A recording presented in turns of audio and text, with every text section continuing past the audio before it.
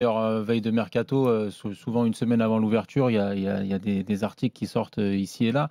Après, sur les propos donnés par le joueur, sur le fait de ne pas s'estimer valorisé en tant que titulaire et au niveau du salaire qu'on lui propose, je voudrais voir les salaires aussi qu'on a proposés. Après, ça reste toujours pareil. C'est aussi peut-être pour faire monter les enchères de l'autre côté en disant bah, je peux partir, donc faites attention. Et peut-être que ça mettra un petit peu de pression sur le PSG en mettant une offre un peu plus à la hausse. Mais après, je suis un peu comme Greg. Je suis déçu s'il venait à quitter le championnat, surtout après, dans le format où il jouait. Je le trouvais un petit peu bridé là, cette année par le fait qu'Hakimi soit beaucoup plus haut et que on reste avec ce troisième central qui est formé par le latéral. Donc du coup, ça le bridait un petit peu et qu'il avait peut-être moins Mais là, c'est mieux. mise Depuis un mois, c'est mieux. Oui, c'est ça, il est un peu, on le voit un peu plus offensif. On a l'impression que Luis Enrique lui a donné plus de liberté à ce niveau-là. Il a rechangé quelque chose par rapport aux joueurs qui vient participer au milieu de terrain et tout ça. Mais c'est vrai que sur le début de saison, on parlait beaucoup de frustration, notamment pour lui, parce qu'il avait ce côté bridé par le dispositif de Luis Enrique.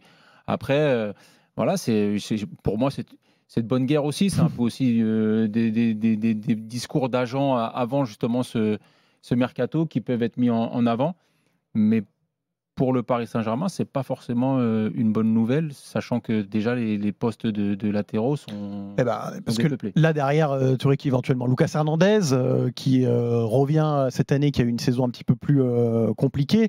C'est un titulaire indiscutable, Nuno Mendes. Et même au niveau européen, un latéral gauche de ce calibre-là, Paris a eu du mal à se trouver son latéral gauche. Hein. Il y avait Bernat avant, qui n'a pas forcément rempli toutes les volontés sur la durée. Ils ont un peu galéré aussi sur ce poste-là. Les latéraux gauche sur le marché, il n'y en a pas, plus tard. Hein. Maintenant, on sait que le frère Hernandez est en délicatesse du côté de Milan.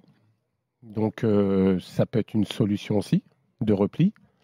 Mais il est vrai que quand tu penses directement comme cela au poste de latéral gauche, mais franchement, je vois pas comment tu peux changer Nuno Mendes comme ça, quoi. Mais Greg, depuis Maxwell, est-ce que finalement Nuno Mendes, c'est pas le joueur qui a donné le plus de, je sais pas si garantie, parce qu'effectivement on a parlé de ses blessures et tout ça, mais en tout cas le plus d'espoir aux supporters parisiens, le plus de frissons aussi. Il a le profil pour s'imposer, quoi. C'est ça en fait. Oui. C'est une référence mondiale. T'as l'impression que n'importe quel grand club européen. Quand tu sais qu'il a que 22 ans, tu te dis il peut s'inscrire dans la durée au Paris Saint-Germain si son corps lui permet.